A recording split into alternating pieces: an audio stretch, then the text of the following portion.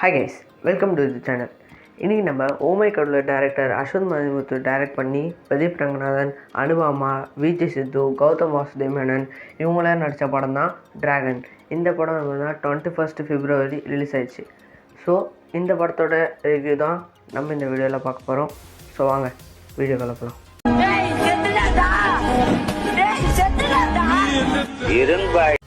So first ரிவ்யூக்குள்ளே போகிறதுக்கு முன்னாடி இந்த படத்தை பற்றி சில விஷயங்கள் பார்த்துக்கலாம். இந்த காம்போ வந்து, அதாவது அஸ்வந்த் மணிமுத்து, பிரதீப் ரங்கநாதன் காம்போ வந்து பார்த்திங்கன்னா இதுதான் ஃபஸ்ட் டைம் அவங்க சேர்ந்து ஒர்க் பண்ணதில்லை.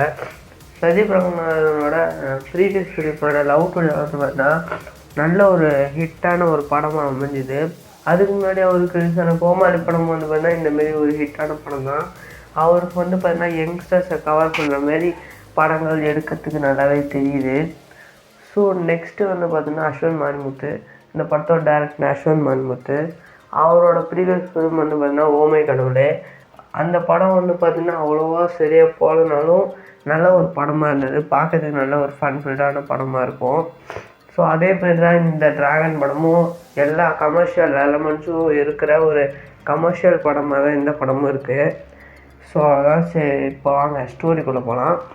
இந்த படத்தோட ஸ்டோரி வந்து பார்த்திங்கன்னா, பிரதீப் ரங்கநாதனோட பேர் வந்து பார்த்திங்கன்னா டி ராகவன். இந்த படத்தில் அவர் வந்து பார்த்திங்கன்னா மொத்தம் 48 அரியர் வச்சுருக்க மாதிரி காமிக்கிறாங்க.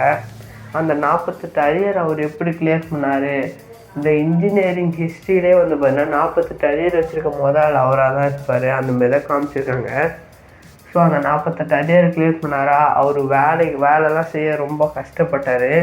அதெல்லாம் எப்படி கிளியர் பண்ணார், இந்த 48 அரியர் கிளியர் பண்ணாரா இல்லையா அப்படின்றது தான் இந்த டிராகன் படத்தோட மீதி கதை. ஸோ இந்த டிராகன் படத்தில் வந்து பார்த்திங்கன்னா ஜார்ஜ் மரின் வந்து பார்த்திங்கன்னா பிரதீப் ரங்கநாதனோட அப்பாவாக நடிச்சிருக்காரு. அவரோட ஆக்டிங் முன்னாடி நல்லா இருந்தது. அவருக்கு அவ்வளோ சீன்ஸ் இல்லைனாலும் அவர் வர கொஞ்சம் சீன்ஸும் நல்லாவே இருந்தது. அவர் பையன் மேலே பாசத்தை காட்டுறதா இருக்கட்டும், பிரதீப் ரங்கநாதன் ஜெயிலுக்கு போயிட்டு வந்ததுக்கப்புறமும் கூட அவர் மேலே பாசத்தை காட்டுவார். எல்லா தப்பும் நம்ம பையனாக செஞ்சான், அதுக்கப்புறம் அதெல்லாம் தெரிஞ்சதுக்கப்புறமும் அவன் மேலே பாசமாக தான் இருப்பார். அந்தமாரி ஒரு பாசக்கார ஒரு அப்பாவாக காமிச்சிருப்பாங்க இந்த படத்தில்.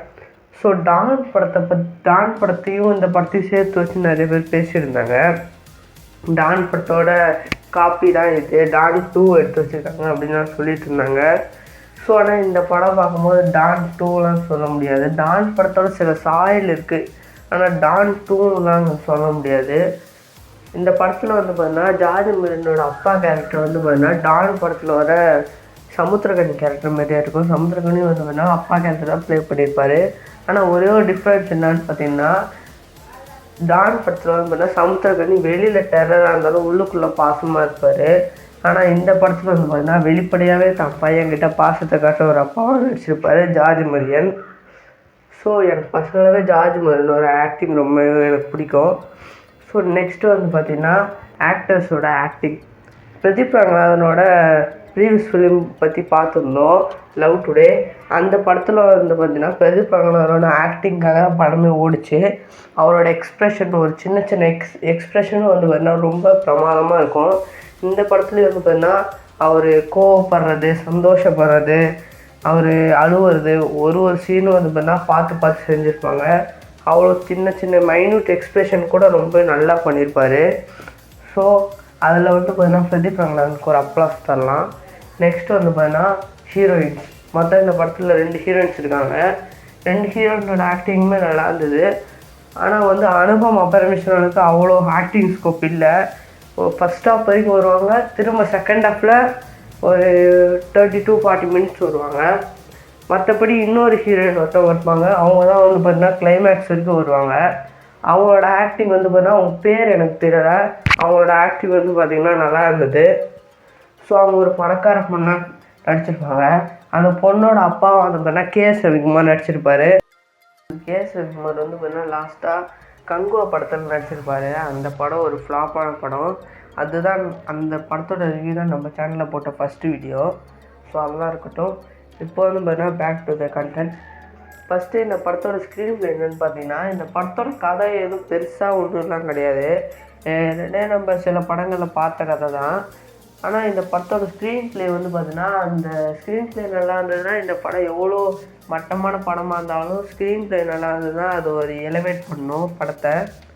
ஸோ ஸ்க்ரீன் ப்ளே எப்படி பண்ணியிருக்காங்கன்னு பார்த்தீங்கன்னா, நல்ல ஒரு நீட்டான ஸ்க்ரீன் ப்ளே, எங்கேயும் லேக் தெரியாது. அங்கங்கே செகண்ட் ஹாஃபில் வந்து பார்த்தீங்கன்னா கிளைமேக்ஸுக்கு முன்னாடி இடத்துல கொஞ்சம் கொஞ்சம் லேக் தெரியும். மற்றபடி எங்கேயும் லேக் தெரியாது. ஸ்லோனஸ் அப்படின்றது உங்களால் எங்கேயுமே ஃபீல் பண்ண முடியாது. அது மட்டும் இல்லாமல் ப்ரெடிக்டபிலிட்டி வந்து பார்த்தீங்கன்னா ஃபஸ்ட் ஹாஃபில் வந்து பார்த்தீங்கன்னா அதிகமாகவே ப்ரெடிக்டபிலிட்டி இருக்குது. அடுத்து என்ன சீன் நடக்க போகுது, இதான் நடக்க போதா அப்படின்றது நம்ம ஈஸியாக ப்ரெடிக்ட் பண்ணுற மாதிரி சீன்ஸ் தான் வச்சுருப்பாங்க ஃபஸ்ட் ஹாஃபில். செகண்ட் ஹாஃபில் அவ்வளோவா நம்ம ப்ரெடிக்ட் பண்ண முடியாது. சில சீன்ஸ் ப்ரெடிக்ட் பண்ணலாம், அவ்வளோவா நம்மளால் ப்ரெடிக்ட் பண்ண முடியாது. ஸோ நெக்ஸ்ட்டு வந்து பார்த்தீங்கன்னா காமெடி போர்ஷன்ஸ் வந்து பார்த்தீங்கன்னா இந்த படத்தில் அதிகமாகவே இருக்குது. அது மட்டும் இல்லாமல் இந்த படத்தில் விஜய் சித்து ஒரு கேரக்டருக்கு நடிச்சிருக்காரு. பிரதீப் ரங்கநாதனோட ஃப்ரெண்டாக நடிச்சிருக்காரு.